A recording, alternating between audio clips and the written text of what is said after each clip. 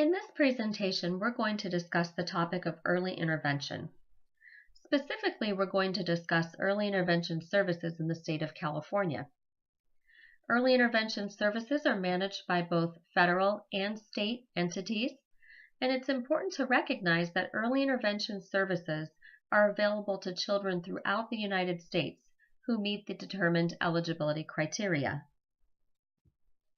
We're going to start by talking a little bit about the 5 main areas of development: cognition, gross motor, fine motor, communication, which is divided into 2 subdomains, receptive language and expressive language, social emotional development, as well as adaptive, sometimes referred to as self-help development. Cognitive development refers to a baby's ability to process information, and cognitive development is critical in the attainment of skills throughout the domains. Examples of early cognitive development include a baby's ability to look at an object, imitating actions, and later being able to activate toys. Gross motor development refers to the large muscle groups. Children are able to roll over, sit up, crawl, and later walk and run while demonstrating attainment of gross motor skills. Fine motor development refers to the small muscle groups in the body, and oftentimes we think of fine motor development including activities that have to do with the use of the hands and the wrists and the fingers. Babies begin developing in this area right away, just as they do in all domains, and early signs of fine motor development can include a baby's ability to grasp their mother's finger, being able to bang objects together, scribbling with a crayon, and later using scissors. The area of communication is divided into 2 subcategories: receptive communication and expressive communication. Receptive communication, or receptive language skills, include a baby's ability to normalize their breathing rate, being able to stop an activity when told no, and later learning how to follow directions. The area of expressive language or expressive communication development refers to a baby's ability to meet their needs and wants through verbal communication. Early on, babies use a strong cry to communicate their wants and needs. Later, they learn to babble, use words, and combine those words into phrases and sentences. Included in the area of expressive language is nonverbal expressive language.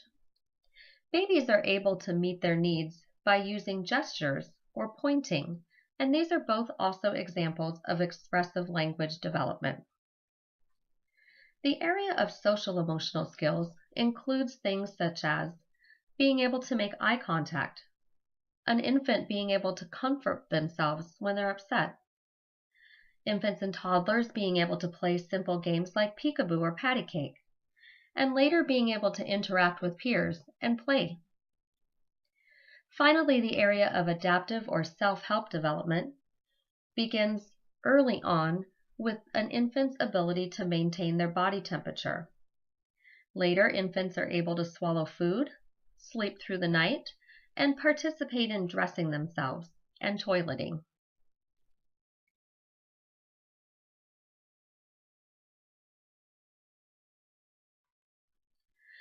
Sadly, the number of children diagnosed with developmental delays is on the rise. In part, this is due to advancing medical technologies, and what I mean by that is that medical communities and doctors have made significant improvement in their ability to save premature babies at even younger gestational ages than ever before. Children as young as 24 or 25 weeks gestation are able to move forward in life. In 2011, approximately 15 to 17% of the 0 to 3-year-old population was diagnosed with a developmental delay. Each state in the U.S. has their own individual criteria needed to meet the eligibility for early intervention services. Children in California must have at least a 33% delay in at least one area of development. There are two other categories of children who may qualify for early intervention services, and those are children who are in the high risk category or the established risk category. Babies that fall into the high risk category are babies who might have been born prematurely prior to 37 weeks, or infants who maybe were prenatally exposed to drugs or alcohol. Children in the established risk category may have a medical diagnosis or a genetic disorder that will likely result in a developmental delay. These children in the established risk and the high risk categories do not need to demonstrate a 33% delay in a developmental area to qualify for early intervention services. Early intervention services are managed by both the federal and state government. At the federal level, we have the Office of Special Education Programs, and they utilize the legislative component of IDEA Part C. Interestingly, IDEA Part C is the same legislation that governs special education services for school-age children.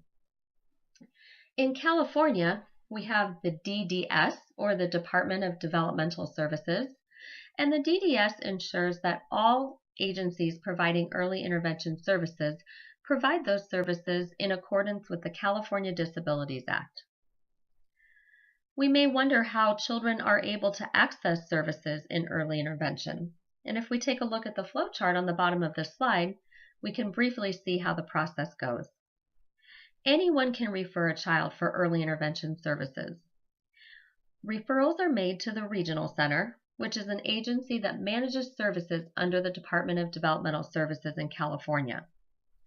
Once a referral is made to the Regional Center, an assessment is completed, and if the child meets the eligibility criteria, a service coordinator meets with the family, and together they determine the services and programs that will best meet their child's needs. One of the assessments that may be utilized to determine eligibility, as well as to demonstrate progress within an early intervention program, is the DAISY-2. This assessment is an excellent tool to assess all areas of development. And if you look at the bullet points on this slide, you'll see observation, performance, and parent report. Each of these is one of the modalities in which the DAISY-2 can be administered. The DAISY-2 can be administered by a non-licensed professional, such as an infant education specialist, and of course by therapists in all disciplines. The DAISY can be administered through observation, in which a teacher or a therapist observes a child performing certain skills. It can also be administered through performance, in which a teacher or therapist might help a child to elicit certain activities. And finally, the DAISY-2 allows for us to utilize the component of parent report. Parent report is an excellent way for us to get a good idea of a child's overall developmental level. As we know, when we're working with babies and toddlers, we can't always get them to do what we want when we want them to do it. And parents are able to share with us the different skills that they've seen their child demonstrate in their natural environment. And so together, through observation, performance, and parent report, we're able to get an excellent idea of a child's overall developmental levels. For children who are eligible for early intervention service coordination can help all providers to provide collaborative services for the family. These are just a few of the services that may be offered to a child who's participating in an early intervention program. Some children participate in therapy services, such as physical therapy, occupational therapy, and speech therapy.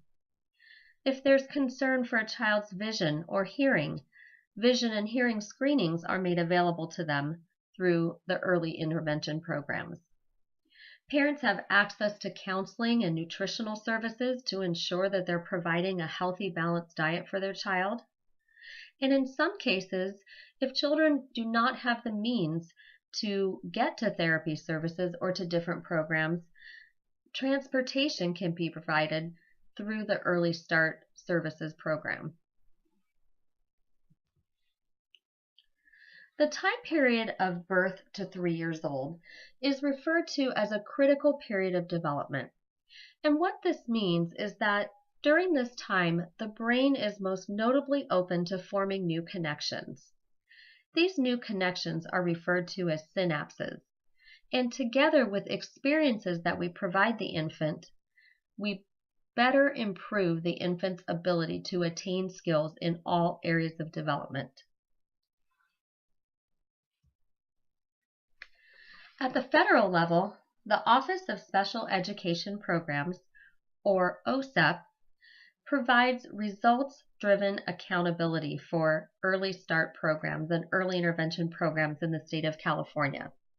And what this means is that OSEP is requiring programs that provide early intervention services to families to provide tangible results to ensure that programs are beneficial and promoting a child's overall development.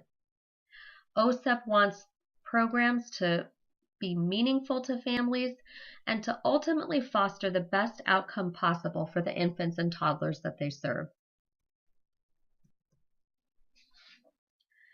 With accountability and the goal of maximum benefit at the forefront, then we know that figuring out how to make sure that effective early intervention services is really important. One of the things that's difficult in the state of California is the early identification systems that we have in place. Early identification systems in California are somewhat fragmented. And the importance of early identification is that once a child is identified as having a developmental delay, we want to get services started as soon as possible. When we think back to that research that was done on early brain development, we know that the more opportunities that we can give children and the more experiences that we give children, the more connections and the better their overall outcomes will be in the attainment of developmental skills. Another difficulty in the state of California is being able to find adequate numbers of sufficiently qualified service providers. Having providers that are sufficiently qualified is important in that they're able to model techniques and strategies to help parents learn how to promote development within their child.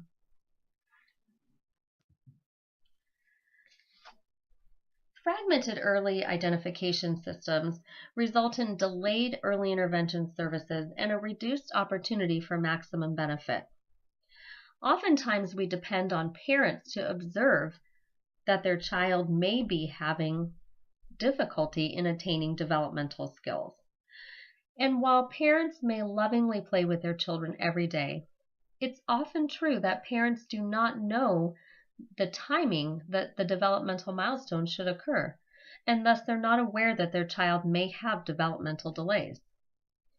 The American Academy of Pediatrics has encouraged pediatricians to talk about developmental outcomes and to talk about the timing of these developmental milestones with parents at well baby checks.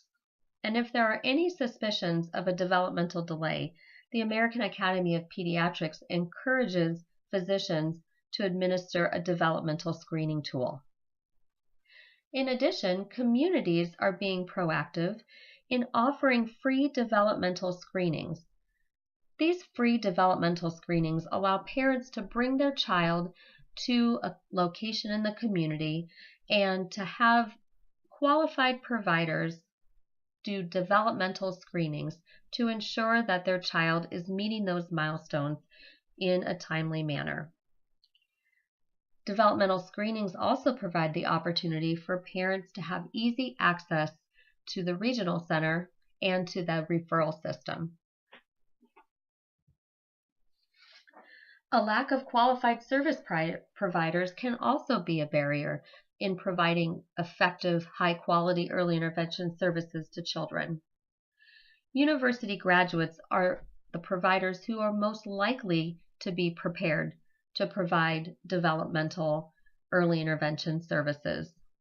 Providers who have undergone specific early intervention training are going to be qualified to help parents figure out and learn how to practice the different types of developmental techniques and things that will promote development in their child. The use of evidence-based best practices and continuing learning in ongoing professional development settings is important for service providers. Despite the efforts of the community, accessibility and consistency in service provision has been something that parents have raised concern about. Early intervention services are often provided in the home, and when parents work with multiple different service providers, sometimes consistency can be difficult.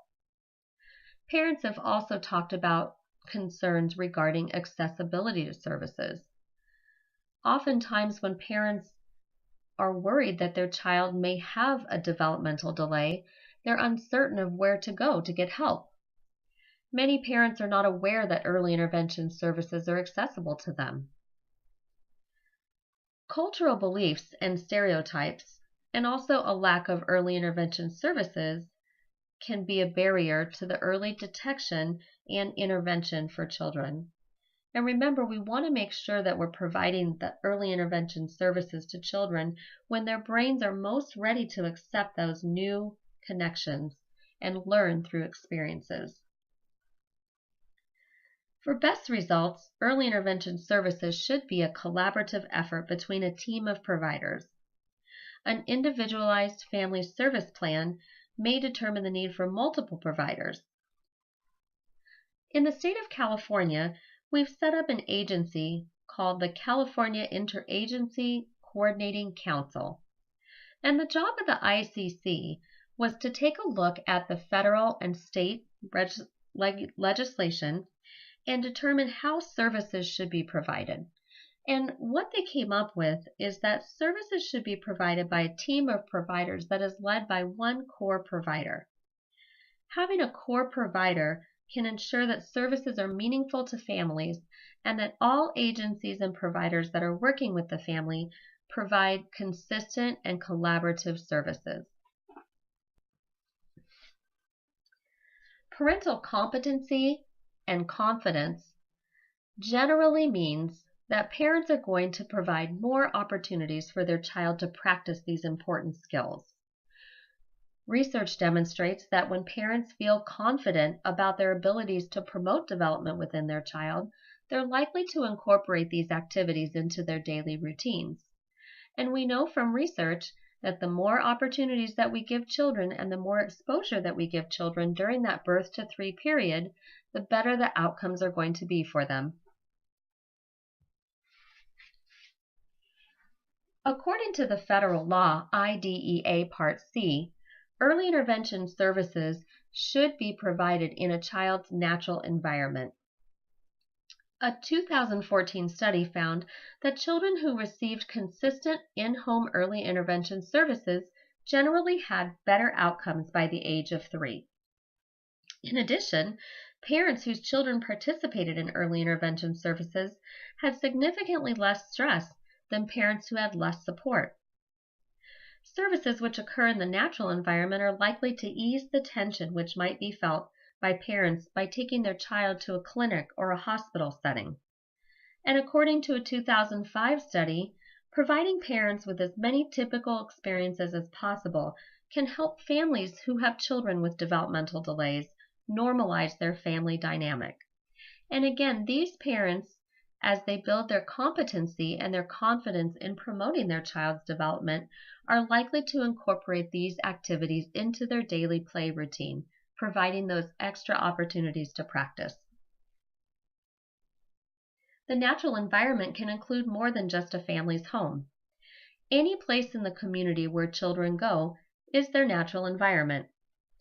Natural environments include preschools, daycares, religious settings, and even areas in the community such as shopping areas and parks. This bar graph shows us the results of a 2011 study which was done by the Office of Special Education Programs. And as we can see, many people who participated in early intervention services felt that their child had significant impact in their ability to have a better overall developmental outcome. So early intervention services provided significant impact in this area, according to families. There was just about 20% of the families who felt that early intervention services were beneficial and they had some impact in their child's overall developmental outcome. And very few families, in fact, just about 4% of the families, felt that their participation in early intervention service had little to no impact on their child's overall outcome. Well, thus far, we've covered several different topics related to child development and to early intervention. In addition, we've talked about some barriers which limit the benefits of early intervention services for infants and toddlers.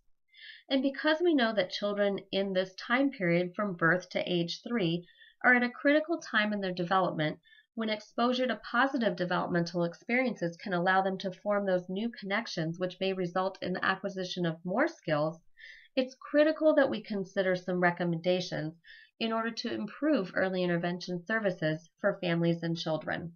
So let's take a look at some solutions. The ICC here in California has made several recommendations in order to ensure that families and children receive the maximum benefit from early intervention services. First, we want to work to improve our early identification systems. In the state of California, again, we want to make sure that parents have enough education to recognize when their child may have a developmental delay. Pediatricians should be using developmental screenings as part of their well children checks. And many communities are beginning to offer free developmental screenings to help parents identify difficulties. Once families are part of early intervention services, it's important for providers to get feedback on their services. And collecting satisfaction surveys is one way to make sure that services are meaningful and beneficial to families. Utilizing qualified providers is a key component of being able to provide effective early intervention. Qualified providers can come from university programs, specially trained early intervention programs, and providers must continue to provide themselves with opportunities for professional development. The ICC has recommended the identification of a core provider in early intervention services to help make sure that services are cohesive and collaborative. Programs should support the continued education of all providers, and we want to make sure that programs facilitate early intervention services being provided in the family's natural environment. I want to leave you with a quote that I think is meaningful and important, whether you're a service provider or a parent who's participating in early intervention services, or even a student who's learning more about child development and early intervention. The quote says that every child is a different kind of flower, and all together they make the world a beautiful place. I hope this presentation has been informative and that you've learned a little bit about early intervention, a little bit more about the 5 main areas of development that a child goes through, and how to access services if you happen to be in the state of California. Thank you so much for your time.